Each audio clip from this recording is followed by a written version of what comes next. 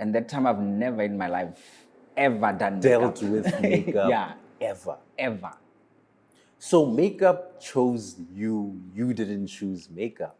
100%. And you've traveled the world of something that chose you. Yeah. And you're live on Dead Radio.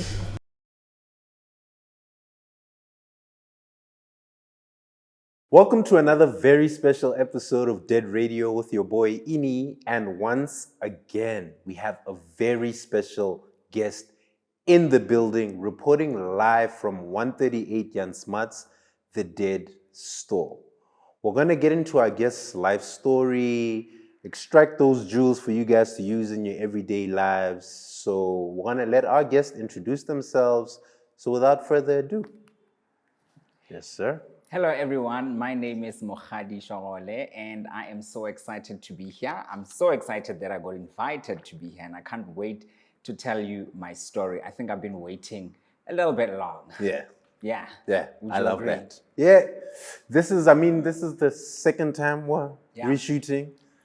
But one thing I want to tell you guys about shooting content. Sound gets messed up, like cars get corrupted, things happen all the time. But here we are. Here we are. How are you feeling right now, in this moment? Besides cold, Yeah. I think I'm a bit calm. You know, it's that time of the year where, you know, things are a little bit more calmer. I must say, especially in the role that I am and like the job that I do, because you guys don't like to get married in winter, ne? Or do any other things. So No. things are like They're a little calm bit right calm. now. Yeah. But the calm comes before The you know, storm. the storm. I understand. Okay, I think let's start your journey from page 1, right? Where did Mokgadi grow up? And tell us about Mokgadi as a young man. So I grew up in a place called Tiberias. It's in Limpopo, and our town is Mokopane. Mokopane. So that's where I was born. Okay. And then I went to primary school there in the village. Yeah, because it's a beautiful village. And then at the age of 13, my parents decided we're gonna take you to boarding schools now, because you know, almost in the village, especially if your parents are like teachers, principal, they believe you need to go to boarding school for you to get like better education. So then they took me to boarding school. So I did my entire high school in boarding school, in a school called Waterberg. It was in Mokopane in town. Okay. So from grade 8 to grade 12, I was actually in a boarding school. Okay, dope. Yeah, and then once I was done with that, you know, black parents, they're like, okay, now varsity time. And at that time, I'm so confused. I'm like, I don't know what I'm going to do. And you're told you have to go to school. So I was like, okay, I'm going to go study business management. I went to TUT to go study business management. Yeah, that did not end, you know, completely, because I did 1 year and I said to my parents, I don't actually think this is for me. I should have taken a gap year, but back in those days, I don't think parents wanted to hear There's no way. a gap year. So I was like, okay, great. Can I now go do what I want to do? Okay. And they were like, okay, great, you can drop out. Luckily, I was just doing a certificate, which was going to be like, you know, the entry-level certificate for me to now, you know, continue and do whatever that I want, like kind of like upgrading. Then I was like, great, I'm going to go study now. Yeah, then I went to study fashion. So before you went to uni, before you went to go study business management, right? You wanted to go into fashion. Was that like your passion, your dream? Like, was that what you were thinking of going to do? Yeah, in the beginning, that's exactly what I wanted, because I remember even in school, all I ever wanted was to dress up. Like if they said there's a, what do they call them nowadays when kids in high school go to a party in the school? We used to call them soki back in the day. Those parties, man. The They school will have, ones. like the school will have a party every quarter. All I ever wanted was to dress better than everyone. And I convinced my parents that every single time there'll be like a soki, can I go and get something made instead of going to buy clothes for At the them? store. Yeah, exactly. So I always did that. And I would go and like get something made for me to just go to this one-time party every quarter. And that's when I knew that I really, really love fashion. Damn, okay. I want to zoom in on that, right? Like, where does the love for fashion come from? Like, is that your family, an uncle, friend? Like, where does that even come from? It's actually my mother. Your mom. I mean, to this day, she still believes in buying new clothes wherever she goes. Like if you take my mom into like a new town or something, she's like, I have to have a memory of this town. She will buy clothes. That's the first thing that she would buy. And she wants to wear it immediately because she believes, what if she doesn't wake up the following day? Oh, so she's like, I'm buying it now. I'm gonna wear it now. So it came from her. I mean, looking at her style, I have some of her clothes. Yeah, that just I alter them and I wear them. Yeah, because I just believe that, that style back in the day. Yeah. So I still have some of her pieces. So I think I got my fashion sense from her mostly. Okay. Yeah, I mean, my dad wears suits, so. Of course. He's a typical black father. Exactly, wears suits. That's it. Okay. So let's get back on the timeline. So you drop out doing business management and then you do the course for fashion. Yeah. What were you specifically studying for fashion? So it's fashion design. Okay. So okay, I fashion wanted design. to be a designer. Like that was the end goal. And that's what actually took me into my role now, but we'll get into that. Yeah. So I went to school, I was like, I'm going to be the best designer South Africa has ever had. Like ever, ever, ever. So I went to Tshwane, North College in Pretoria, and I did fashion design. And like there you learn everything, like draw from like sketching all the way to pattern cutting and actually sewing the clothes. So I did all of that until I graduated. So you have a fashion degree? Yeah, diploma. A diploma? Yes. But you learned from start to end, Start basically. to end, yeah. Like when it comes to making clothes. I can literally make from scratch. Interesting. Okay. I hope I still can. Yeah. It's been a couple of years. It's been a since while. I actually did anything. I hear that. So you graduate with this diploma. What happens next in your journey? Funny, I actually never got to become the designer that I thought I was going to be. And simply because while I was making plans to become the best designer, I moved from Pretoria back home because I thought I have an advantage to go back to home. But I went to Polokwane instead because my older sister was staying there.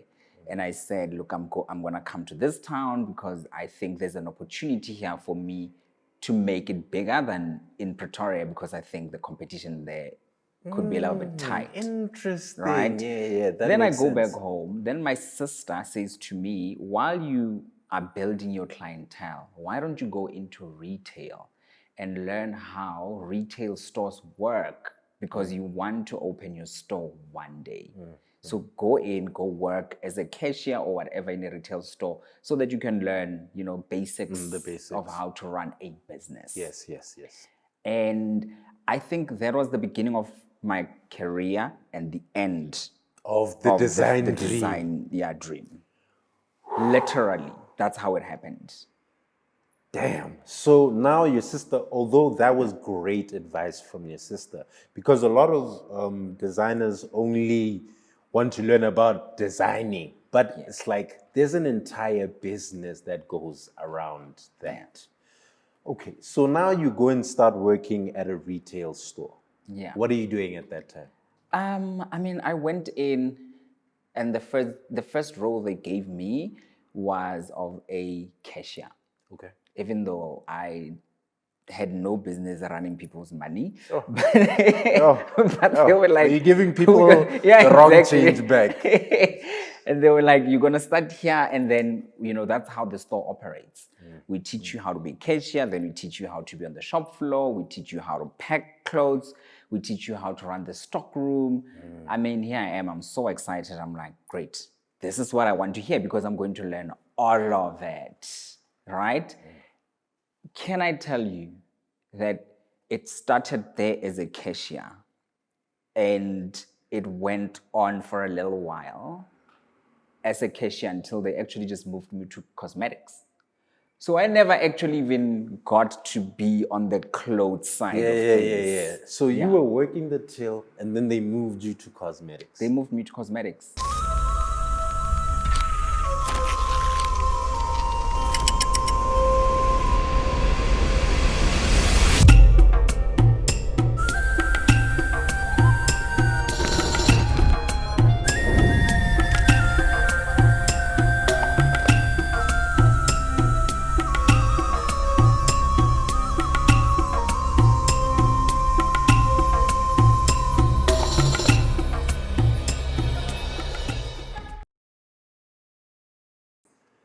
Wow. And that time I've never in my life ever done Dealt makeup. with makeup Yeah. ever. Ever.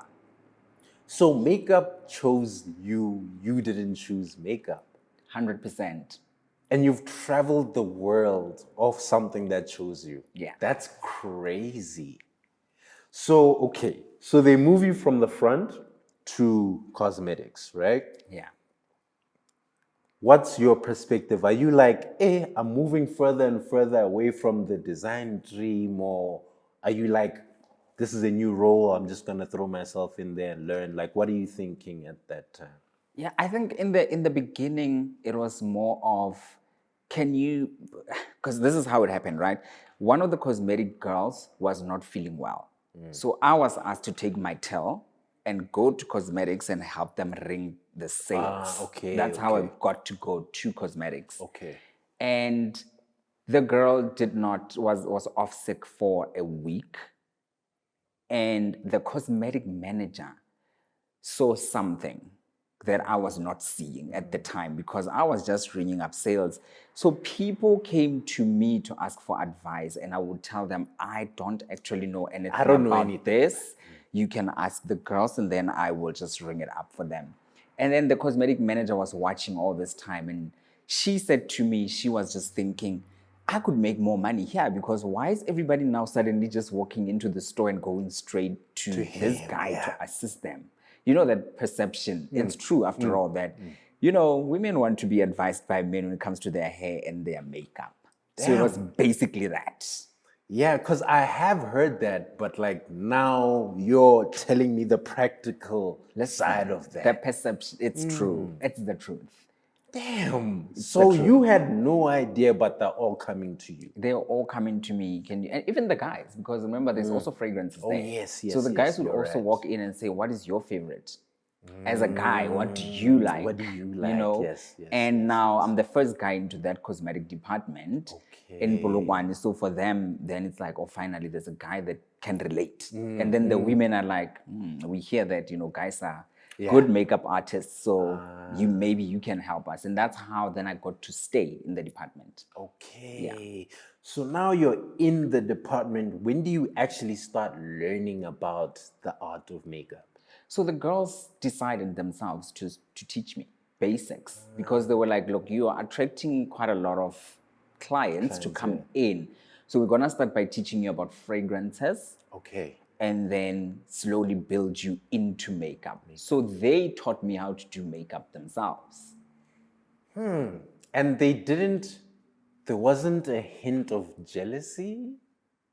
I don't think so. I don't think so because, I mean, they took their time on a daily basis to teach me, you know, little bit of things that they know. And also they go to training because they work for brands. So the brands would take them to training. Then when they come back, they teach me whatever they learned from their brands. So now you have different people teaching you different things from whatever brands that they work for. So now I'm learning from this one, this, and then this one, that. And jiggy, I am permanently in the cosmetic department. Now you're there. Yeah. So there's something you spoke on in terms of people working for the different brands, right? So explain to me, when I walk into like a store, Edgar's or whatever, the cosmetics station. Yeah. those individual ladies or gents there are working for, let's say, MAC or L'Oreal, Yeah. and they're not working for Edgar's, or how does that actually work? It's a mix Okay. of both. So they are the ones that are called generics. Okay. So they work for Edgar's. But they're in the cosmetic department, meaning they can work on all of these brands or they can help on all of these brands. Okay. Then you have the ones that we call 100% employees of a brand. So they work for that specific brand. Only. You will see them by different uniforms. So you will see, the clinic girls will have like white lab coats. Yes, The yes, Mag yes, girlies will have the craziest black clothes you've ever seen. And, and so on. So you'll see them by uniform. And then the Edgars, the ones that are generic in like your retail stores, they will have like the retailer's uniform. Okay. Okay. Damn. Yeah, because I've always wondered, I thought everyone worked for the store. No. But it's actually specific. It's actually specific. Okay. Yeah. Okay, so now you've started learning about makeup.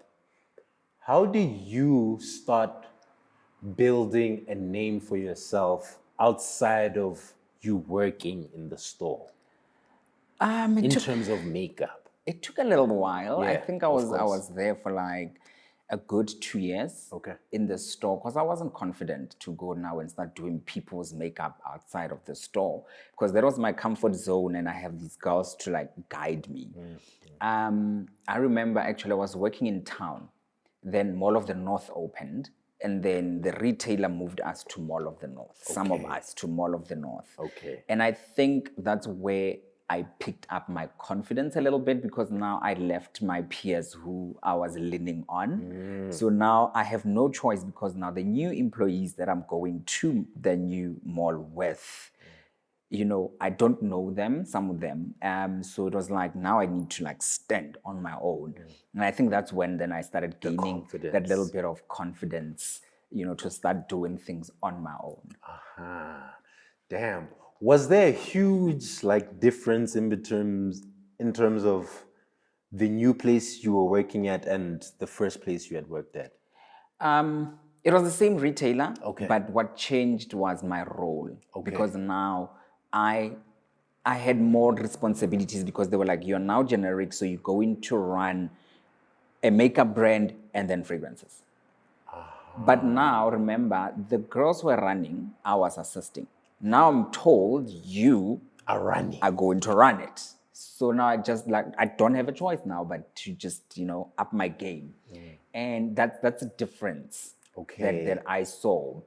Your role, you were more like involved and it all laid on you now. Yeah. If you mess up, it's you. It's you. Damn.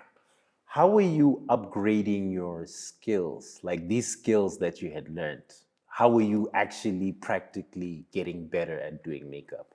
Yo, let me tell you, it was one of those things where I had to trust myself as much as the people are trusting me. Because for some reason, I think people just walked in and they just put their trust on you because you are in the department. Of course. And I was like, I'm going to trust myself as much as these poor folks are trusting me, and then also practice. I look at images of back in, this is 2011. I look at images of the makeup that I did back in those days and I'm just like, what is this?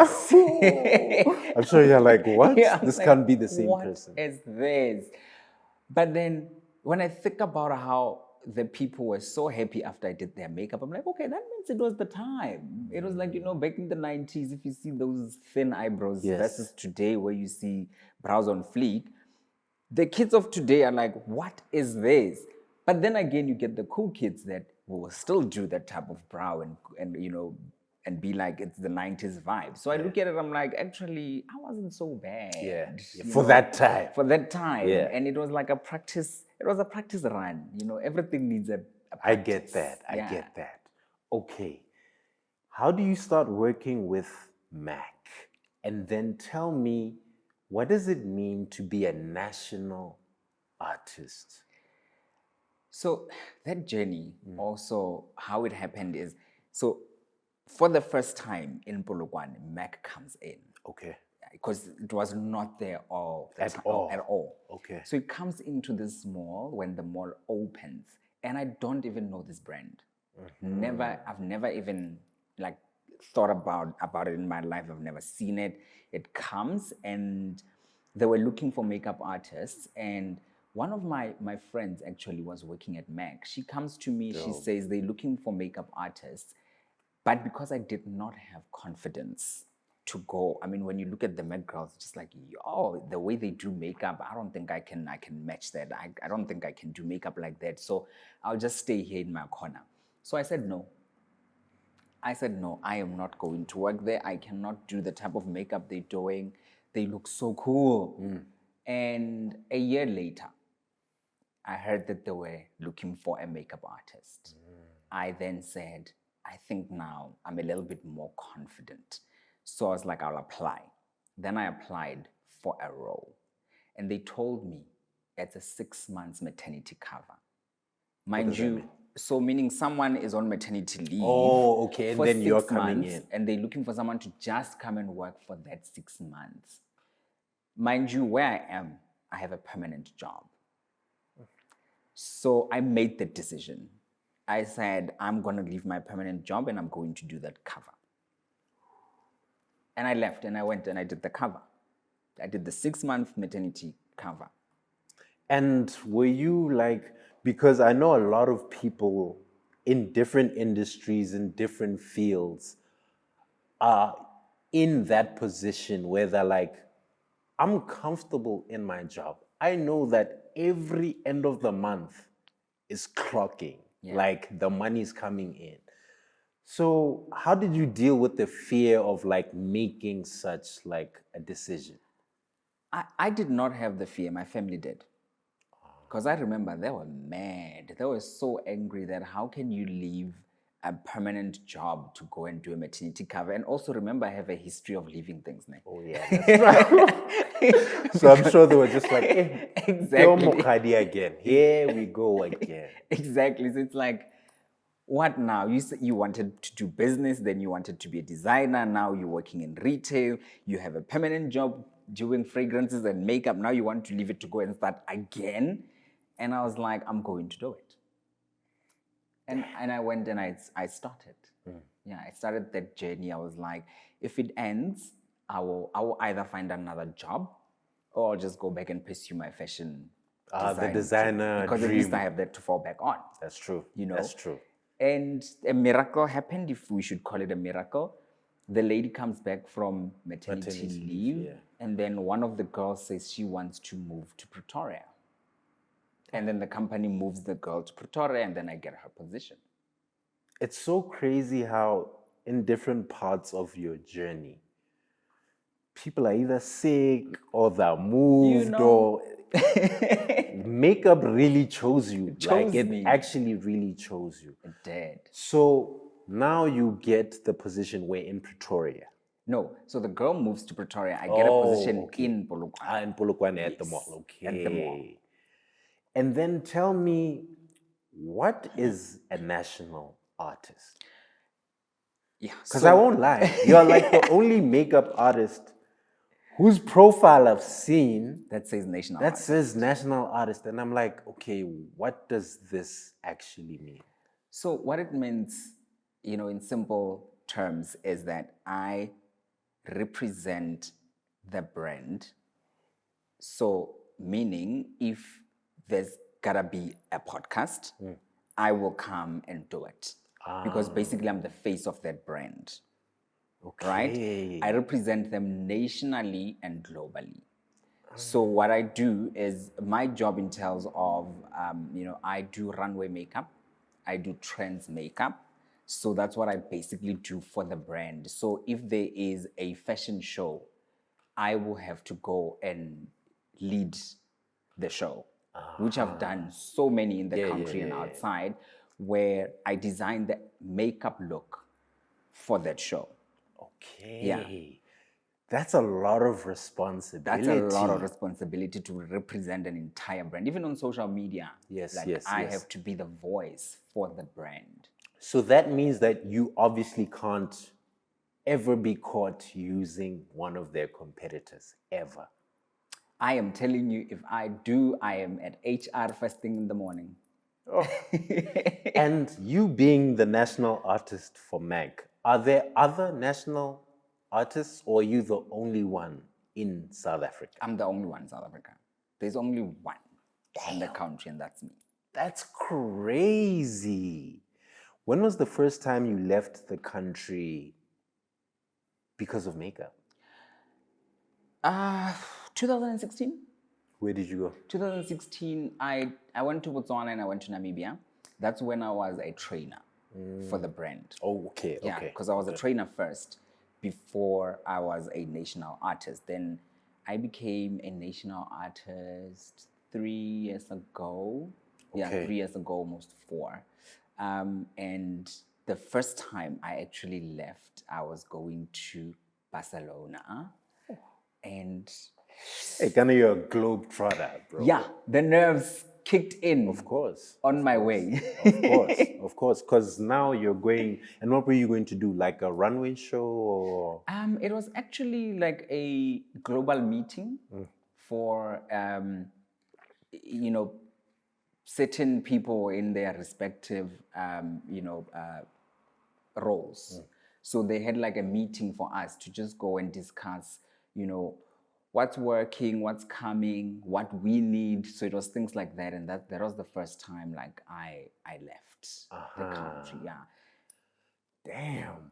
And you as a national artist at places like that where people come together, are you the one who tells them, I think this type of makeup will work in Africa or South Africa? Is that what like you do? Because I'm representing the country. Yes. Obviously, when we get there, like for example, they will show us like what's coming next, what kind of products they are gonna be launching next. Yeah. Then my role is to say, this will work for our market or this will not work for our market. Sometimes they give us, that space to really, dissect and go into the products and say what will work and how it will work. Sometimes it's as simple as we launching these 5 lipsticks. Yes. And I would say this will sell best in the country, this will not sell best in the country. So you're taste Because making. I will know that my people will not like that one. I get that. You're basically taste making. Yeah. And you get to decide or influence the MAC products that come to the country. Yeah, to some point, Yeah, to yes. some degree, To some obviously. degree. Because if you look at most of the things that are like about glow or about, they will launch only in Asia because that's the market where it like really does well. Versus when we're talking about things that controls oil, will come mostly this side because melanin can glow. Of course. So we need by something itself that controls a little bit of oil. So it's conversations like that we will fly there to go and talk about. I get that. Talk to me about Runways, right? Because you've actually worked at really big shows. Yeah. Like, what was that first show? Because you've worked with like Rick Owens, Balmain. It's like, it's crazy. So locally, Yeah. I get to design the looks for the designers because that's my role at MAC. I go and have conversations with designers. They will show me their mood boards. They will show me their clothes. They will tell me what inspired the whole collection. And then I have to come in with the makeup look that matches The clothes. or that goes well with the clothes. Okay. Then I will design it. I actually do like a couple of them, like a few, and then I present it to them and then they just choose whichever one they like the most. Okay. So that's my role with the designers locally. Okay. Even when they do like their shoots, I go and do the makeup for them when they do like lookbooks and stuff. Globally, not yet. Okay. We're getting there. Okay. I haven't really designed looks for designers globally. I just go in to do their makeup. So they tell you this is what we want. This is the look, yeah. Okay. And then I just go in to do the look. There's a lot of us because national artists, we come from all over the world. Yeah. And then we come together at like your Paris Fashion Week, your Milan Fashion Week, and then we go and do the makeup backstage, obviously representing the brand. But when we get there, we get the brief of the makeup. And then we just do the looks. What are some of the things you've learned being backstage at a Paris Fashion Week? Because that is like the peak of like fashion or high-end fashion. Like, what have you learned about the way they operate, like in terms of prepping for their shows versus locally? I think the one thing that I really appreciate learning is the shows are so different. It's crazy how different they are. And I'll give you the differences. Is locally, when we say fashion week, it's 3 days. Yes. And it's like 6 shows a day. Where they have a fashion week, which is like, it'll take place for like 6 days, right? And they will have 2 or 1 sometimes show per day. So it gives us a lot of time. It gives us a lot of time to really, work on those looks. It gives us time to like really perfect our craft. And also, it's not exhausting. And the beauty about it, again, is that while we are, let's say the call time for that show is like 2 o'clock in the afternoon for makeup artists to come and start the makeup. We have time for other things before, which my personal favorite, even my bosses that side knows that I don't want to wake up and not do anything while I'm waiting for 2 o'clock. Let me go do other people's makeup. And you know what we do? We actually go to celebrities and influencers and we do their makeup in the morning for the same show. For the show. So we go and do their makeup, then we go and do the models, then they come and attend. So that's the difference. Where here, because there's so many shows, we have to be backstage the whole day. Okay. Doing every, because even the shows, one will be like at 6 o'clock, then 7 o'clock, then 8 o'clock. So yeah, so we have like a lot of shows because everything has to, which is also quite good because it gives more designers an opportunity to showcase. Right. And I love that adrenaline rush also. Before the show starts. Exactly. So the more shows on that one day, I also don't mind it because it keeps me busy, it keeps me excited, and also I get to do more looks in one day. I get that. So I get to be more creative. I get that. So you see, there's differences of what I appreciate here at home, and there's differences that I appreciate that side. Yeah. Okay. Are there any memorable clients moments you've had working that side? I know locally already you work with the legend David Tlale. Yeah. David Maxhosa. Yeah. I work with them locally. Kevin Raja, Africa Fashion International. So those are the ones that I take care of locally. Here. Yeah. And those are David Tlale is like a legend. Yeah. Are there things that you've learned from just being in his space and the way that he operates? Yeah, a lot, hey. The first time I worked with him was 2017, and I had to key the show for him. And I went to his studio, and when I got there, he said, I have 5 stories.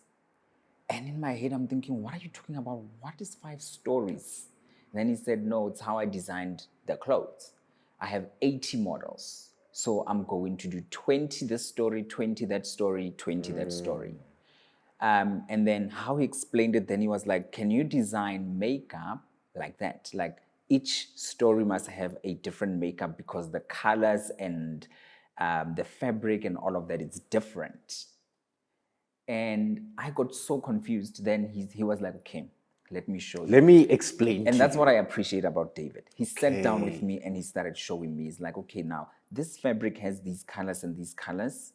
What do you want to do makeup from like an era, or do you want to do it based on the actual colors, or do you want to I don't know, what do you want to do? And he gave me that opportunity to sit and design. And I said, can I go think about this? Because also when you're talking to David, you don't want to cough it up. Of course. He wanted to be perfect. Of course. Then it was like, sure, you can come back tomorrow. I'll get you 5 models. and then you can design the looks on them. Then I went back home. The following day, I went back with the makeup. Now I'm ready because I had time to think about it. I even sketched it down. Like I did it on actual paper. I did the makeup on paper. I showed it to him. Then he was like, perfect. Now just put it on the people. Then I put it on the people. Then he was like, great. Amazing. Amazing. Okay. And ooh, let me tell you, that boosted my confidence from like 50 to 100. Oh, to 100, of course, because David Tlale is like, yo, Yeah. perfect. Exactly. I was like, now I got this. Okay. Yeah.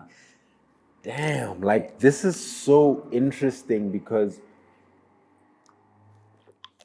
it shows that from that one girl who was sick and allowed you to go in, like now when you look at like your journey, it's like you're traveling the world off of something that happened by accident. Yeah. Like I'm sure your family's like super proud. They are. They are. I mean, Because you stuck with it, Oh, no, unlike the other things. yeah, exactly. Yeah. I mean, it's been 13 years. Yeah, 13 years. 13 years, the longest relationship I've had. I hear that. It's good. My family is really like they were shocked in the beginning that, are you saying that you're doing makeup and you're traveling the world because you are doing makeup? And I was like, yeah, I am. Because as a black parent, I'm sure they're like, how is that even possible? 2 and 2 together, How? And then you're traveling the You're world. going to Barcelona. Yeah, you go into all these countries and you go on these stages. Like there's a lot that you're doing, and it's all makeup. I get that. You know, it's not every day that you hear something like that. Yeah, of course not. That's why I had to ask about the national artist, because like I said, you are the only one that I've seen in their bio, and that's very impressive. Yeah, Very impressive. It is. I want to switch gears and I want to talk about competition within your space, right? Yeah. How competitive is it against other makeup artists? Do you guys share clients? Do you guys share tips? Or is it, hey, every man for himself, my clients are my clients, and that's it? I know. I think with South Africa, how many millions are we in this country? Yeah. There's more than enough for everyone. I always say we can't compete because everyone has their own clients. And I'm saying it in a sense that we don't do makeup the same way, and clients want specific makeup artists anyway.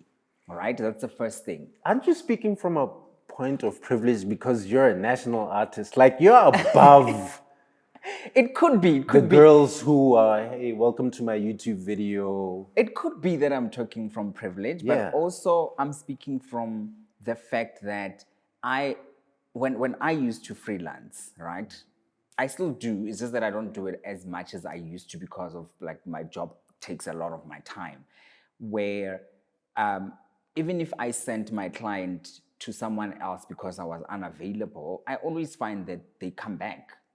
And it's not because someone else is not good. It's because, you know, it is your client and they are comfortable with you. Every now and then, yes, they will get someone doing their makeup. So I don't think it's a competition, because when I think about how many people I meet on a daily basis that are like, do you freelance? I'll come to you.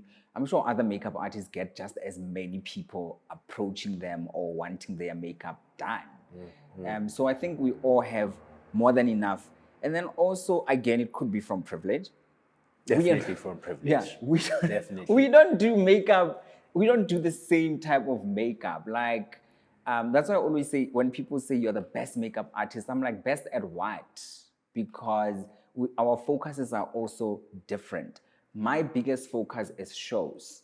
Like With runway the shows. brand Okay. and without the brand. I still do makeup for mostly magazine covers, shows, shoots. That's my type of makeup. And then there are people that do like your day-to-day makeup. Maybe they even have their own weddings. clients where they do like weddings or, you know, functions, and that's what they prefer and that's what they do versus what I prefer and what I do. So I think we have more than enough to share. Is being a makeup artist for shows like you, I'm assuming you get paid more than the people who do like just freelancing for events, weddings. Is that the top of makeup? I think we're all working towards being like at the top, and yes, to some extent, I think everybody wants to do like television. We want to do runways because that's like a little bit of a lamsaminyana in comparison to like doing people on a day-to-day basis. I get that. Yeah, I find that they do pay a little bit more when you're doing an actual show because there's models, there's a lot of people there. So generally they'll pay more than if you went to do one person. I get You know what I mean? I get that. Yeah. I get that. Your job, I'm assuming, like you said, is very demanding, right? Yeah. What do you do outside of your job that pours back into your job, that has nothing to do with your job? I don't know if you understand what I'm saying. I do As get a you. creative person, Yeah. you need something that's completely separate from what you do, that pours into what you do. I think when I'm not traveling and when I'm not at work, what I like to do is like family time. I find I don't even want to do anything creative if I'm not at work. At I all. I want nothing to do with creativity. Like I just want to pause, and I think that's where I get my energy most of the time, because I get it. People would be like, excuse me, I want to go camping. I'm tired. I just Yeah, came back I'm from a not trip. doing I am that. not going camping. I just want to stay home with family and just pause, you know. get that. And I think that's what gives me the energy to stand up again and go in. And go in. And I know, like, even my friends, they don't get it. They always say to me, "Hi, when I'm bored, man, like, let's do this, let's do that." And I'm like, guys, do you understand that my job is a party? Literally. I'm tired. Yeah. Now Yeah, I it's just like- wanna. Now I just wanna relax. I you get know, I that. just want to relax. Okay. So you've been in the industry for 13 years It's 13 years with one brand. with one brand. Yeah, but remember, I was in the industry already prior. Yeah. While those girls were teaching me. Yeah, And when the retailer gave me a little bit of responsibility. So all in all, it should be around 15. 15. Yeah, 15, almost 16 years. Can you look into the future 15 years from now in terms of makeup? Like even with like AI, is like AI something that you guys are like actually discussing and being like, yo, we can use this thing to help us? Or are you guys like, no, we're anti-AI? Like how do you see the future of makeup evolving? That's a difficult question, I know. Personally, I like AI, and I'll tell you why. Okay. All right. It actually helps in terms of concepts. Right? If you're doing concepts, it's great because right now, currently, the concept that we're doing is to literally do it on you and show you this is what it's gonna look like for you to be convinced. But now we can use technology to actually quickly do it and say this is what it's gonna look like before I actually do the actual job on the day, right? Because now it's not double work anymore. Yes, I can put it that way. Yes. I don't see why we should hate AI because it's not gonna come into your house and do your makeup. At the end of the day, you're still gonna need me to come and do the makeup physically. It can't just be. Yeah, unless you bring a robot.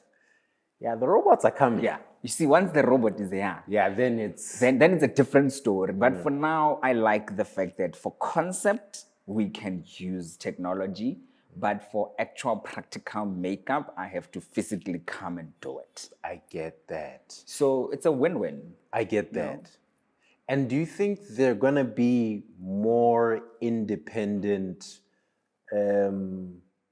cosmetic lines? Like I'm thinking of like something like Fenty, right? And what that's done to the world. Do you think there are gonna be more, because you work for a legacy brand? Yeah. Are the legacy brands 15 years from now still going to be dominating the industry, or are we going to see more players coming in? I don't know the actual statistics. Yeah. But I can tell you from Just your assuming and intuition. what I know is that there's a lot that comes in every year, right? But because of the legendary brands, they don't all make it. Yeah, of course. Some come into the country. There's a lot. I think in a year, we get over like 20, 30 brands coming into the country. But in that 30 brands that comes into the country, like your 5 will make it. And then the rest And then fall the off. rest, you don't even know what happened to them.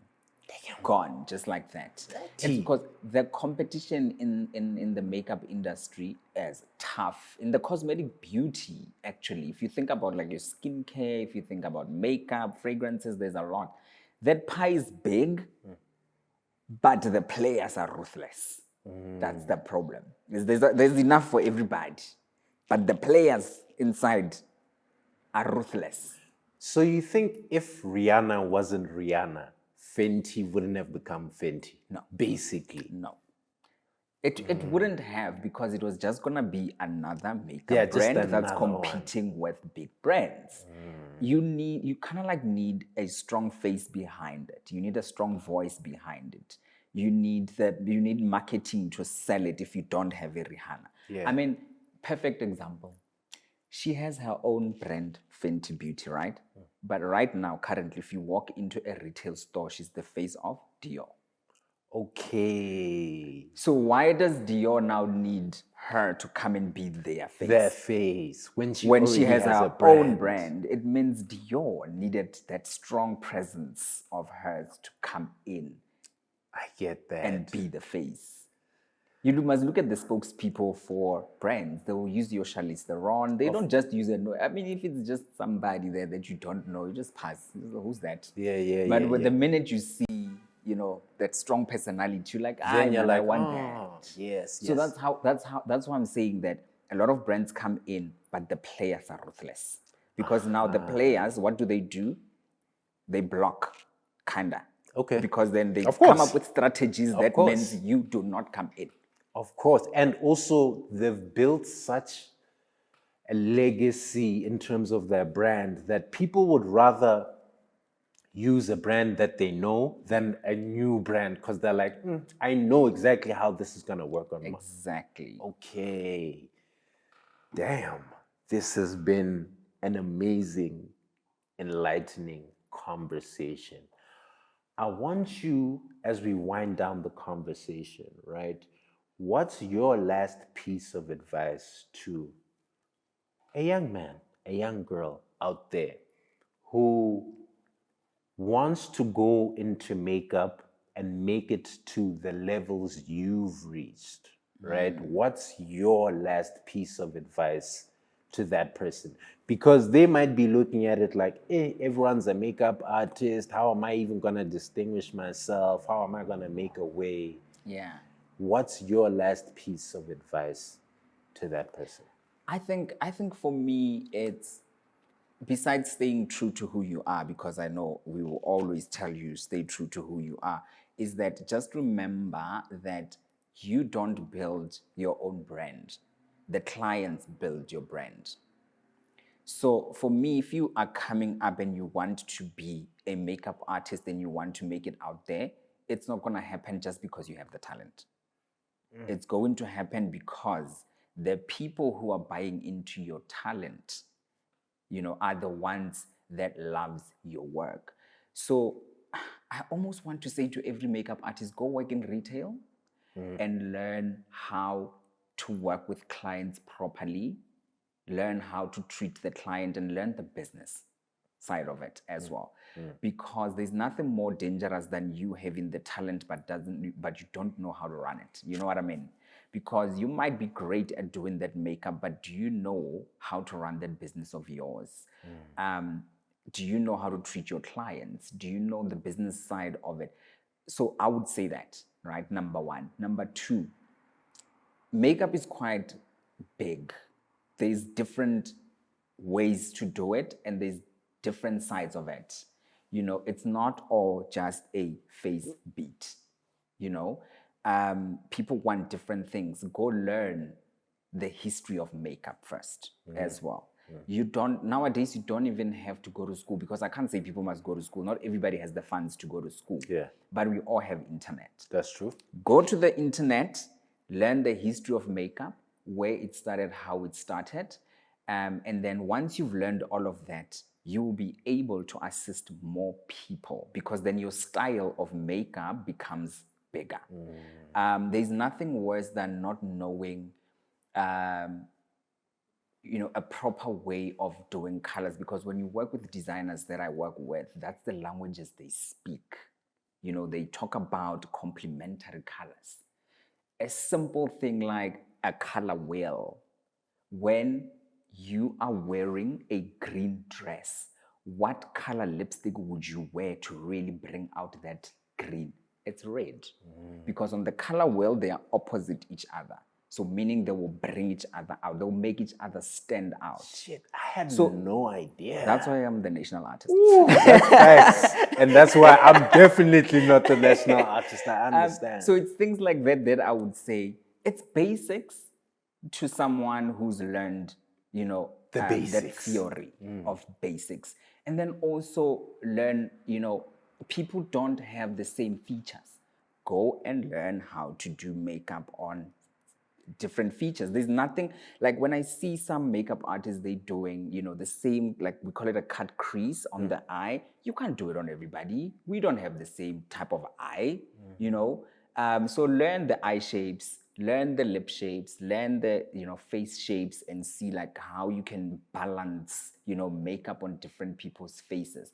Once you know all these basics, I feel like you have the advantage to really impress every client you work with, because now you're not just doing makeup, but you're doing makeup for them specifically. Yes. It's not a like cut and paste. Yes. So people feel special every time I say to them, also like, so how do you want me to help you? So It's that concept. Yes. And that will buy you more clients, because now they know you care. And doing that, then the clients become your billboards, because they'll go and tell people, yo, the person who did my makeup is XYZ. Exactly. I understand. And it's not the makeup they're gonna remember. It's the experience they're going to remember. Ooh, that's amazing. That's a jewel. Yeah. Sir, thank you so much for your time. I really appreciate it. Please don't forget to like, comment, subscribe, and we'll be back with another episode of Dead Radio.